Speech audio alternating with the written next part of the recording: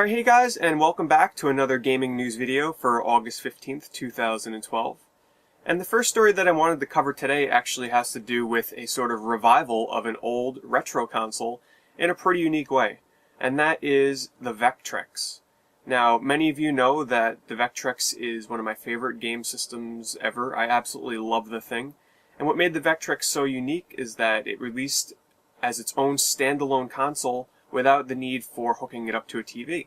The console itself was the TV and the game system in one. It had its own vector monitor, and the games would go right into the monitor itself, and you'd play right off of there. And what made the Vectrex so unique is the vector graphics. I mean, this is one system where, just like the Virtual Boy, it's the kind of game system where you can't watch videos online. It's really the system where you have to experience it and play it in real life to really appreciate the graphics.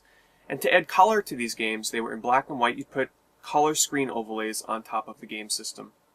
Now, in the US, the game did receive 19 regular games. Now, there were other games made for it which made use of the light pen and the 3D imager, but there were 19 standalone games that just used the regular gamepad controller for the Vectrex. Now, there is an indie developer called Rantmedia Games who is re-releasing the entire 19-game regular game library for the Vectrex for the iOS platform, so on the iPad and the iPhone.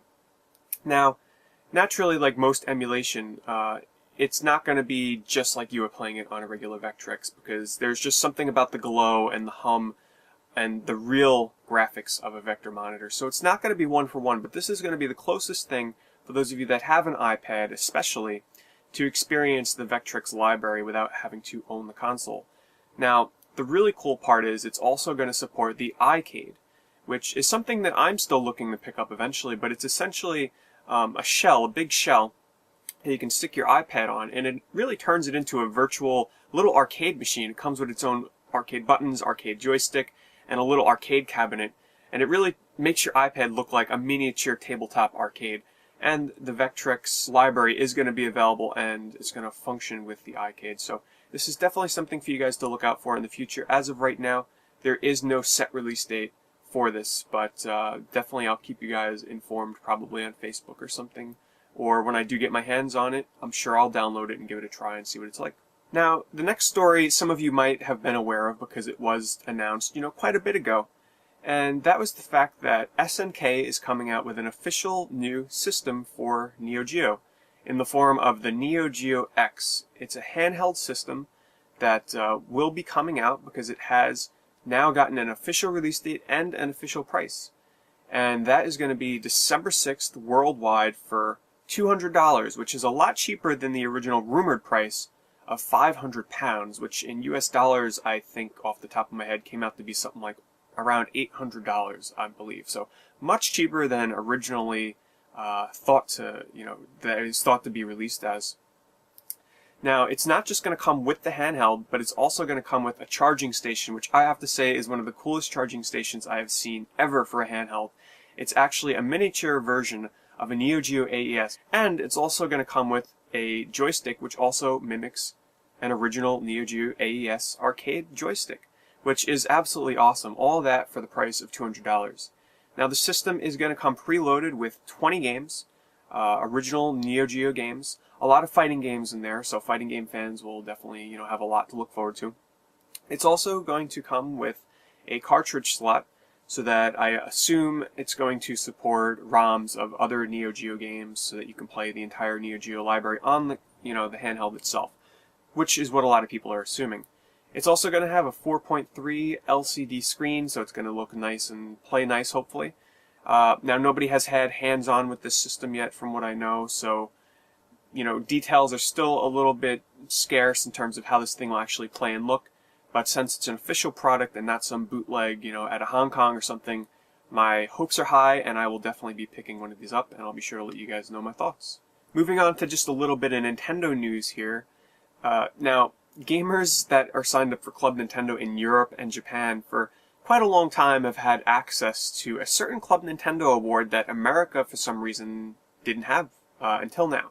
And that is the Gold Nunchuck, which is finally available in the US Club Nintendo for 900 coins. And this will go really well for those of you that happen to have the special edition of The Legend of Zelda Skyward Sword, where you can now pair your golden Wii Remote up with your golden nunchuck. So be sure to check that out, and be quick about it because Club Nintendo is sometimes known for discontinuing rewards with no notice, so it's better to pick it up now and be safe than sorry.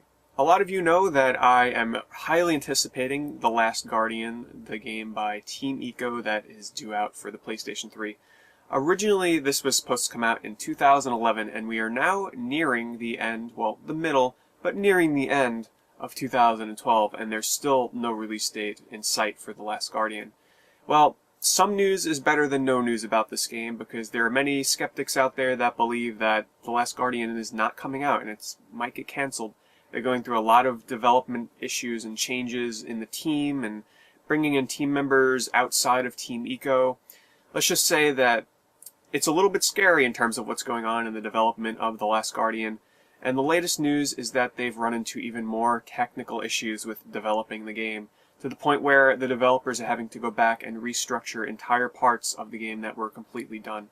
So I just wanted to bring this up and remind people that The Last Guardian is still in the works, and my hopes are still held high for this game to officially come out.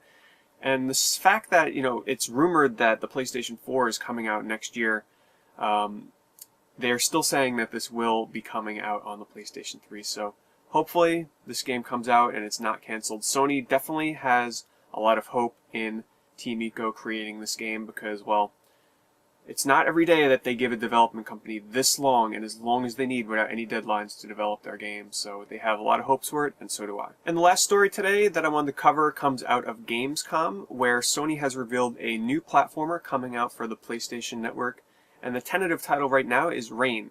But what really captured me about this game and captured my attention is that it's a platformer that uses a really unique aspect in that you play as a boy that's invisible. But the environment that you play in, it has different weather effects, but the main weather effect is going to be rain, where you can only see your character and the characters around you when it's raining.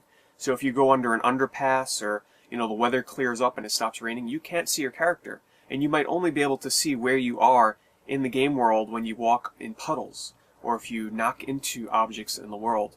And apparently even buildings and enemies disappear when the weather changes as well. So it's going to be a downloadable game for the PlayStation Network, exclusive for the PlayStation 3, being developed in-house by the Japanese Sony team. It's definitely something that's up my alley, and I'm looking forward to it. And I figured you guys might be interested in it as well. Anyway, guys, thanks for watching another episode of Gaming News, and I hope to bring you another one of these in the near future. Thanks for watching.